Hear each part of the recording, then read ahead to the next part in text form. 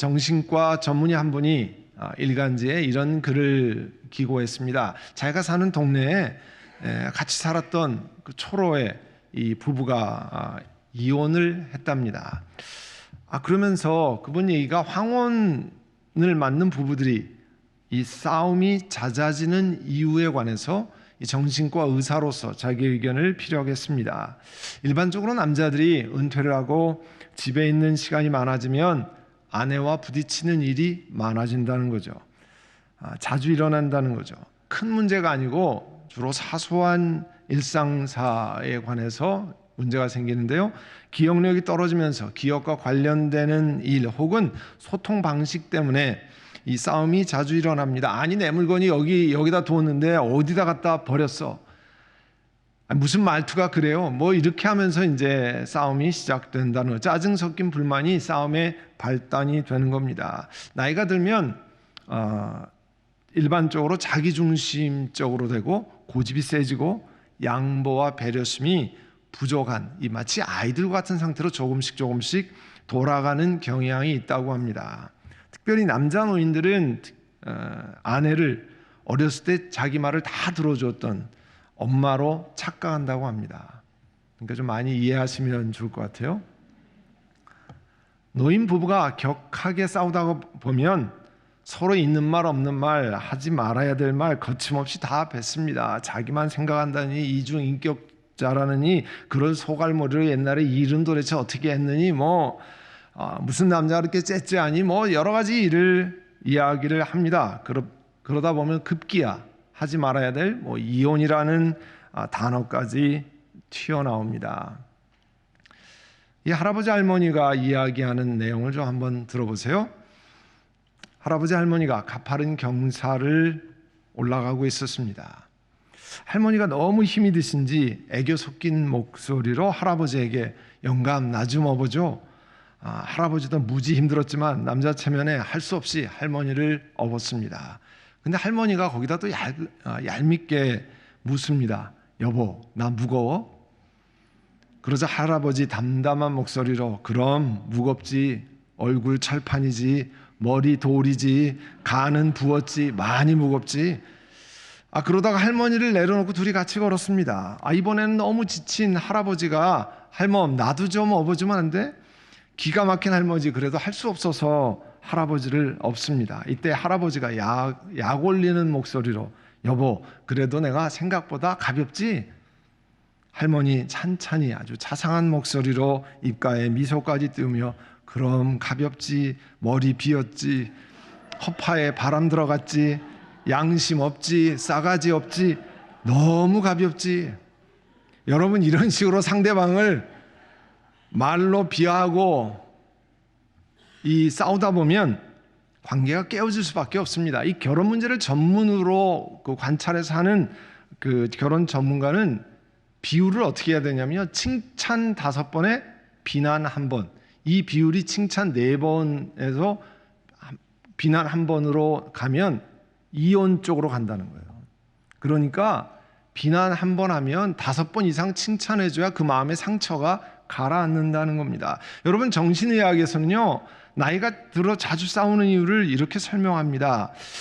인간의 이런 오욕 칠정을 다루는 이 충동성을 잘 다스려서 사람이 도덕적이다, 그 다음에 합리적이다, 이런 얘기를 하잖아요. 그것이 이제 전두엽이라서 그 머리 바로 뒤쪽에서 관여하는 뇌의 기능인데요. 나이가 들면 이 부분의 기능이 점점 잘 안 돼서 충동성을 다스리는 그 능력이 결핍된다는 거예요. 그래서 싸운다는 겁니다. 또 우리가 많이 듣지만 성호르몬의 불균형 이야기를 하잖아요. 나이가 들어가면 여성 호르몬인 에스트로겐이 적어지고 남성 호르몬이 여성에게도 점점 많아진다고 합니다. 그러면 여성들의 보편적인 기질이라고 알려져 있던 부드럽고 수동적인 태도가 이제 점점 거칠고 이 액티브한 태도로 바뀐다는 거예요. 남성은 이와 반대쪽으로 간다는 겁니다. 여러분 의학적인 것은 정신의학적이어서는 노년 불화를 이렇게 설명할 수도 있을 겁니다. 그렇지만 하나님 말씀은 이 부부 관계에 관해서 세상 어디에서도 설명하지 않는 성경적인 말씀을 우리에게 가르쳐 주십니다. 오늘 5장 22절의 말씀에 보시면요, 아내되니 여러분 남편에게 하기를 주님께 하듯 하십시오. 여러분, 이 말씀은요, 당시 로마 시대 가정에 만연했던 가부장제를 따라서 하라, 그런 뜻이 아닙니다. 당시 로마 가정이나 혹은 우리가 경험한 전통적인 한국 가정에 세우듯이 할아버지 또 아버지가 아주 엄격하게 이 억압적으로 다스리는 그런 방법과 똑같다, 그런 뜻이 아닙니다. 오히려 이 말씀은요, 하나님께서 가정을 세우시고 남편에게 부여하신 역할을 아내가 인정하는 겁니다. 하나님께서 이렇게 부여하신 역할을 인정하는 거라, 그런 뜻이죠. 그래서 남편이 가정을 위해서 발휘하려고 하는 그 리더십, 지도력을 존중하는 것을 의미합니다. 사도 바울께서는 아내들이 그리스도께서 남편에게 허락하신 그 리더십에 어떻게 반응할지 생각 좀 하라고 말씀하시는 거예요. 하나님께서 교회가 그리스도께 반응하는 방식, 교회는 그리스도께 어떻게 반응합니까?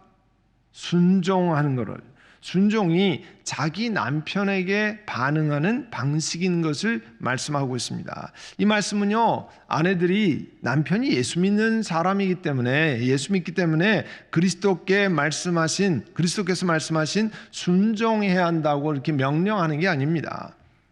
예수 믿지 않는 남편에게도 해당하는 말씀입니다. 그러나 이 말씀은 예수 믿는 아내가 남편의 요구에 따라서 죄를 범하는 길을 가야 한다든지, 그런 일에도 순종해야 한다든지, 남편에게 이 어뷰즈 당하는, 학대를 당하는 때도 이렇게 순종하라, 그런 뜻이 아닙니다. 이런 때에는 부당한 것을 요구하는 것이 있으면 하나님의 뜻을 따랐던 이 사도들의 예를 따라서 행해야 됩니다. 사도들이 어떻게 행했습니까? 사도행전 5장 27절에 보면 사도들을 데리다가 공회 앞에 세우니 대제사장이 이렇게 신문했습니다. 대제사장이요, 우리가 그대들에게 그 이름으로, 예수의 이름으로 가르치지 말라고 엄중히 명령하였소. 그런데도 그대들은 그대들의 가르침을 온 예루살렘에 퍼뜨렸어. 그대들은 그 사람의 피에 대한 책임을 우리에게 씌우려고 하고 있어요. 이 예수님 전하는 것을 하지 말라, 그런 뜻이죠. 그때 베드로와 사도들이 이렇게 대답했습니다. 사람에게 복종하는 것보다 하나님께 복종하는 것이 마땅합니다. 그래서 이 말은 사람의 말을 들을 것이 아닙니다, 그렇게 이야기하는 거예요. 그래서 부당한 것, 범죄하는 것, 어뷰즈하는 것, 이런 것까지 순종하라, 그런 뜻이 아닙니다. 또 예수님 믿지 않는 배우자와 함께 사는 그리스도인들에게 하나님이 이렇게 말합니다. 고린도전서 7장 16절에 아내 된 이 여러분, 그대가 혹시나 그대 남편을 구원할는지 어찌합니까? 남편 된 이여, 그대가 혹시나 그대 아내를 구원할는지 어찌합니까? 이 얘기는요, 예수 믿는 아내, 남편으로 인해서 믿지 않는 배우자가 예수 믿을 수도 있다고 하는 것을, 그런 가능성을 염두에 두고 여러분이 행동해야 합니다, 그런 뜻을 말하고 있습니다. 그리고 본문 23절에 가면요, 그리스도께서 교회의 머리가 되심과 같이 남편이 아내의 머리가 됩니다, 이렇게 말해요. 바로 그리스도께서 몸의 구주이십니다. 교회가 그리스도께 순종하듯이 아내도 모든 일에 남편에게 순종해야 합니다. 이게 이제 여성들이 이 구절만 읽고, 혹은 페미니스트라고 하는 분이 이 구절만 읽고 성경 이 말씀 말도 안 되나, 이런 얘기를 하는데, 이제 잘 들어보세요. 이것을 어떻게 보셔야 하는지. 여러분, 남편이 가정에서 헤드십, 머리가 된다고 하는 것은요, 지배를 강조하는 게 아닙니다. 골로새서 2장 19절에 보면 온 몸은 머리신 그리스도로부터 각 마디와 힘줄을 통하여 영양을 공급받고 서로 연결되어서 하나님께서 자라게 하신 대로 자라나는 겁니다. 그러니까 성경적인 머리라고 하는 것은요, 몸에게 영양을 공급해주는, 책임을 지는, responsible한 그런 책임을 지는 존재라는 거예요. 머리를 통해서 온 몸에 영양을 공급받는다고 그랬어요. 가정의 머리라고 하는 것은 책임을 지는 그런 자리라는 거예요. 남편이 가정에서 머리가 된다는 뜻은요, 마치 남편이 왕이나 되듯이 군림한다 그런 뜻이 아닙니다. 아내 위에 군림한다는 말씀이 아니에요. 오히려 아내를 이해하고 아내를 귀하게 여기고 잘 인도한다 그런 뜻을 담고 있습니다. 베드로전서 3장 7절에 보시면요, 남편 되니 여러분, 이와 같이 여러분도 아내가 여성으로서 자기보다 연약한 그릇임을 이해하고 함께 살아야 합니다. 그리고 생명의 은혜를 함께 상속받을 사람으로 알고 존중하십시오. 아내를 존중하라 그랬어요. 그래야 여러분의 기도가 막히지 않을 겁니다. 그리고 5장 25절에 보면요, 남편의 책임은 뭐라고 돼 있냐? 아내를 사랑하는 일이라는 겁니다. 5장 25절에 남편 되니 여러분, 아내를 사랑하기를 그리스도께서 교회를 사랑하셔서 교회를 위하여 자신을 내주심같이 하십시오. 근데요, 이곳에서 사랑하다고 하는 것은요, 아가페라고 하는 그리스어를 썼어요. 아가페.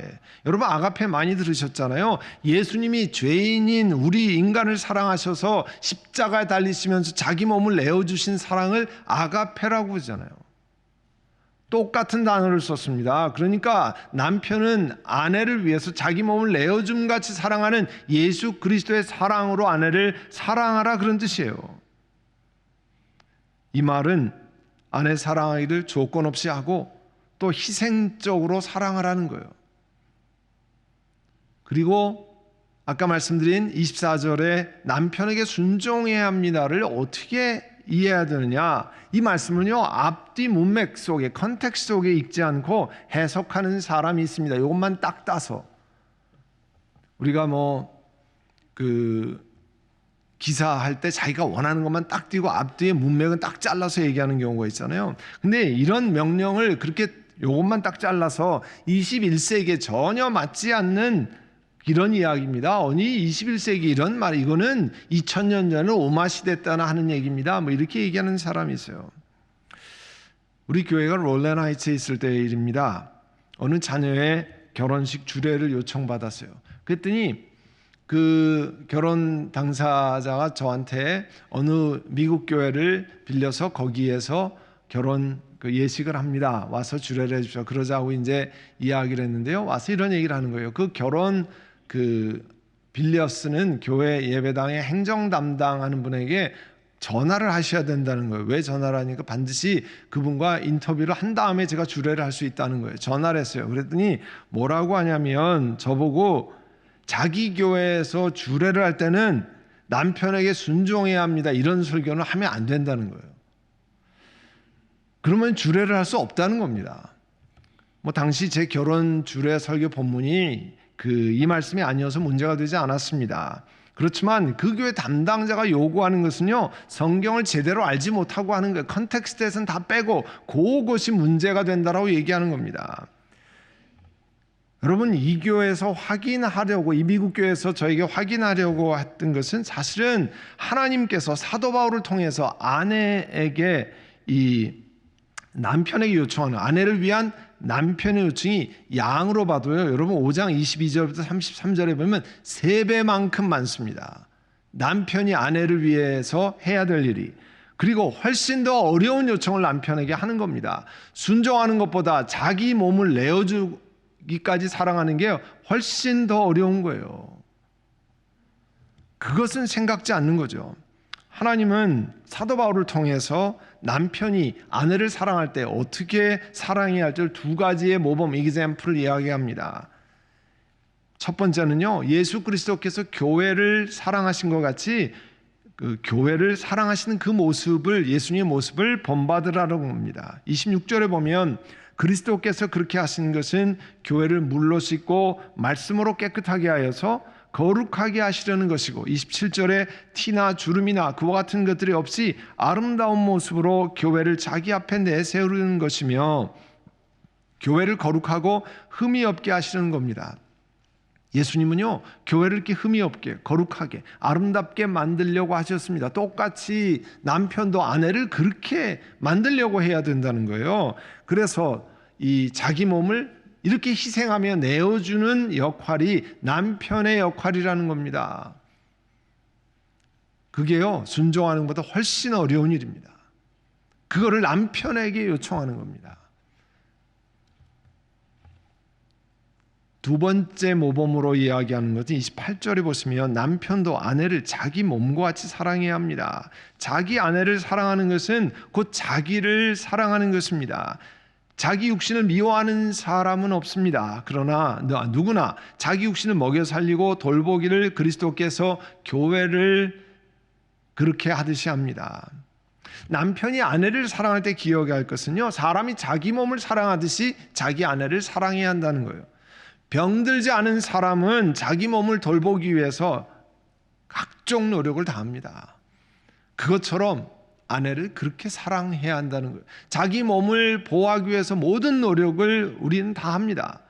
똑같이 아내를 그렇게 사랑해야 한다는 겁니다. 아내를 사랑하는 구체적인 방법을 가르치신 말씀 가운데 이런 말씀이 있어요. 골로새 3장 19절에 보면 남편 되니 여러분 아내를 사랑하십시오. 아내를 모질게 대하지 마십시오. 모질게 대하는 일이 많잖아요. 모질게 대하지 마십시오. 이게 어떻게 하라는 말입니까? 거칠거나 무례한 태도로 대하지 말고 항상 아내에게 정중하게 대하라는 겁니다. 상처 주는 말은 가급적 삼가고 항상 아내를 세워주는 말을 하는 것이 모질게 대하지 않고 사랑하는 말입니다. 사랑하라는 말이에요. 2019년에 한국의 이혼 건수가 이렇게 통계가 나오잖아요. 그를 10년 전, 한국에서 10년 전, 2009년, 10년 그때와 비교했습니다. 그 사이에 한국 사회가 어떻게 바뀌었냐면요. 2009년, 10년 때에는 3명이 결혼하면 1명 정도가 이혼했습니다. 10년이 지난 다음에 이제는 2명이 결혼할 때 1명이 이혼하는 것으로 그렇게 급증했습니다. 그리고 50세 이상 황혼 이혼도 폭증해서요. 평균 10년 전에는 평균 이혼 연령이 남자가 20년 전에는 남자가 37세였는데 2019년에는요 49세로 12살이나 많아졌습니다. 평가하는 분들은 이제 라이프 익스펙턴시, 이 기대 수명이 늘어나면서 이 황혼 이혼에 관한 인식이 달라졌기 때문에 이런 일이 생겨났다는 거예요. 내가 이렇게 90세까지는 못 살아. 그렇다는 거예요, 사람들이. 그렇게 바뀌었다는 거예요. 그러면 우리 그리스도인들은 더 긍정적으로 성경적으로 바뀌어야 되지 않아요? 90세까지 이렇게는 살 수 없으니까 오히려 행복한 결혼으로 만들어 가야 하지 않겠습니까? 아멘 하는 분이 없으시네. 네? 행복한 결혼으로 만들어 가야 되잖아요. 창세기 2장 24절에 그러므로 남자는 아버지와 어머니를 떠나서 아내와 결합하여 한 몸을 이루는 것이다 말씀했어요. 결혼은요, 머리가 뛰어난 사람이 만들어낸 게 아닙니다. 결혼은 우리 사람을 만드신 하나님께서 만드신 겁니다. 그래서 창세기 2장 18절에 하나님 뭐라고 말씀하셨어요? 남자가 혼자 있는 것이 좋지 않으니 그를 돕는 사람 곧 그에게 알맞은 짝을 만들어 주겠다. 그래서 남자가 아버지를 떠나 어머니를 떠나 아내와 결합하여 한 몸을 이루는 것이다 말씀했습니다. 이렇게 이 결혼이라고 하는 것은요, 남편과 아내가 양가의 어른들을 떠나서 하나님 앞에 독립적인 가정을 이루는 것을 의미합니다. 영적으로나 정서적으로나 재정적으로 육체적으로 두 부부가 이제 그 가정의 삶을 책임지는 독립하는 것을 의미하는 게 결혼이에요. 이 말씀은요, 양가 부모가 우리가 인생을 오래 살았으니까 우리가 경제력이 있으니까 우리가 더 많은 것을 아니까 두 젊은 부부의 삶을 통제하거나 좌지우지하지 않는 것을 의미합니다. 그리고 이제 결혼한 부부는 이 배우자보다 부모를 더 우선시하는 그렇게 하는 것을 떠나야 하는 것을 의미합니다. 효자다 효녀라 그래가지고 배우자보다 부모님을, 자기의 부모님을 더 우선하는 것은 성경적인 가르침에 맞지 않습니다. 이 떠나는 일에서 중요한 것은요, 우리들의 장성한 자녀, 이제 많은 분들이 장성한 자녀들이 있는데 장성한 자녀가 우리들을 떠나도록 돕는 일이에요. 우리들을 잘 떠날 수 있도록 돕는 일입니다. 자녀를 결혼하기 전과 같이 이렇게 통제하려고 하지 말고 기꺼이 보내줘야 합니다. Let them leave. 5장 18절에 우리 지난주에 보았습니다만 5장 18절에 성령 충만함에 나타나는 일이 어떤 일이라고 그랬어요? 여러 가지가 있는데 그중에 21절 그리스도를 두려워하는 마음으로 서로 순종하는 일입니다. 성령 충만해서 그리스도를 경외함으로 서로 순종하고 이렇게 변화된 그리스도인들이 부부간에 우선적으로 실천하고 적용하는 것을 오늘 본문 말씀이 자세히 말씀하고 있습니다. 이 본문 말씀은 부부간의 관계에서 가장 자세히 말씀한 성경의 말씀이에요. 이 부부간에 하나님이 계획하신 대로 행복한 결혼 생활을 영위하도록 하기 위해서 하나님이 이런 말씀을 주신 겁니다. 그래서 31절에 그러므로 사람이 부모를 떠나 자기 아내와 합하여 그 둘이 한 몸이 되는 겁니다. 그런데 이 비밀이 놀랍고 큰 것인데 나는 그리스도와 교회를 두고 말합니다. 그래서 그리스도가 교회를 사랑한 것 같이 자기 몸을 내어주어서 죄인된 교회를 사랑한 것 같이 교회는 예수 그리스도가 머리 되심을 롤드이신 것을 기억하고 모든 일에 순종하는 것 같이 그 모델이 우리 부부간의 행복한 삶을 영위하는 모델이라는 겁니다. 그래서 오늘 본문의 마지막에 이렇게 말씀하고 있어요. 33절에 그러므로 여러분도 각각 자기 아내를 자기 몸같이 사랑하고 아내도 부인도 자기 남편을 존중하십시오. 존경하십시오. 이것이 성경에서 하나님께서 우리에게 말하는 행복한 부부 생활을 여기하는 성경적인 가르침입니다. 하나님이 부부 생활을 만드셨습니다. 하나님이 계획하신 것입니다. 하나님이 계획하신 대로 살아야 가장 행복한 삶을 오랫동안 살 수 있습니다. 하나님을 방법대로 해야 젊은 사람들을 떠나보내고 그들이 독립할 수 있도록 영적으로 도와주고 이런 것이 성경이 가르치는 가르침입니다. 사랑하는 성도 여러분, 적어도 이번 일주일이라도 아니면 몇 달이라도 남편들은 자기 아내를 자기 몸같이 사랑하는 것을 한번 어떻게 하는 게 그렇게 내 몸은 나를 어떻게 하는가? 여러분 자기 몸을 돌보기 위해서 열심히 씻고 건강에 필요한 것을 먹고 잘 가다듬고 그러면 자기 아내를 내가 그렇게 생각하고 있는지 돌아보고 또 반대로 여러분 앞으로 몇 주 동안이라도 아내도 자기 남편을 존경하는 내가 이런 분야에서 내가 이렇게 존경한다라고 하는 것 나는 이것 때문에 당신을 이렇게 존경한다고 하는 것을 입으로 좀 표현해보고 누가 입으로 표현하면 당신 갑자기 왜 그래 뭐 이렇게 얘기하는 분들이 있지만 여러분 사랑과 존경을 표현하고 실천할 때 하나님께서 만드신 행복한 가정 아름다운 부부관을 회복하고 또 일생을 하나님 앞에 갈 때까지 그런 복을 누릴 줄로 믿습니다. 이제 들은 말씀을 기억하고 우리 함께 기도하겠는데요. 먼저는 하나님 앞에 그렇게 하지 못한 것, 또 후회되는 것들 있잖아요. 하나님,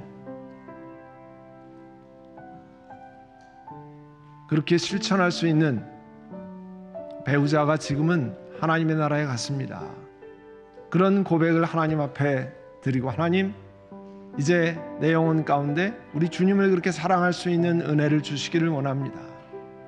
또 믿지 않는 배우자로 인해서 마음이 많이 상하고 어려운 일이 있었는데 하나님 주의 말씀을 따라 내가 할 수 있는 길을 은혜를 주시기를 원합니다. 또 부부간에 다 신앙생활을 하지만 제대로 하지 못했던 오늘 하나님 말씀에 따라 하지 못했던 것을 회개하고 이제 주님께서 가르치신 방법대로 행하기를 원합니다. 우리 하나님 은혜를 주시고 잘못된 것을 용서하시고 이제 우리의 삶이 회복되는 은혜를 주시기를 원합니다. 이 시간에 한번 여러분 묵상으로 서로 기도하면서 회개하시고 돌이키시고 성령 하나님께 의지해서 정말 그리스도를 경외함으로 서로 순종하는 주의 말씀을 실천하는 그런 은혜를 주시옵소서. 이 시간에 함께 기도하겠습니다. 좋으신 아버지 하나님, 오늘 에베소의 말씀을 통해서 남편과 아내가 어떻게 이 땅을 살아가야 하는지를 가르쳐 주신 것을 감사합니다. 결혼은 우리 사람이 만들어낸 것이 아니라 하나님께서 계획하시고 하나님께서 우리에게 주신 것입니다. 주님이 기뻐하신 뜻을 따라 남편과 아내가 성경적인 가르침대로 살아야 하나님께서 허락하시는 그런 행복한 삶을, 복된 삶을 누릴 수 있는 줄 압니다. 사랑하는 주님, 이제 그리스도와 교회의 관계를 우리 부부간의 모델로 저희들에게 주셨습니다. 그리스도께서 교회를 사랑하기 위해서 죄인을 위해서 십자가에 달리시고 몸을 내어주심 같이 사랑한 아가페 사랑을 기억하며 남편이 아내를 그와 같은 사랑으로 돌보고 깨끗게 하고 몸을 돌보듯이 사랑하는 은혜를 베풀어 주시기를 원합니다. 아버지 하나님, 이제 교회가 그리스도께 순종하는 것과 같이 아내가 남편의 가정에 세우신 리더십에 순종하는 그런 은혜를 주셔서 두 분이 함께 파트너로 또 서로 돕는, 서로 사랑하고 서로 존경하는 놀라운 역사가 각 가정마다 일어나게 하시옵소서. 그래서 우리의 자녀들이, 손녀들이 성경적인 부부관을 배우고 실천하고 그 삶에 적용하는 은혜를 허락해 주시기를 원합니다. 성령 하나님, 성령 충만하게 하셔서 그런 은혜를 그리스도를 경외함으로 서로 순종하는 은혜가 저희들 가운데 일어나게 하여 주옵소서. 예수님의 이름으로 기도드립니다. 아멘.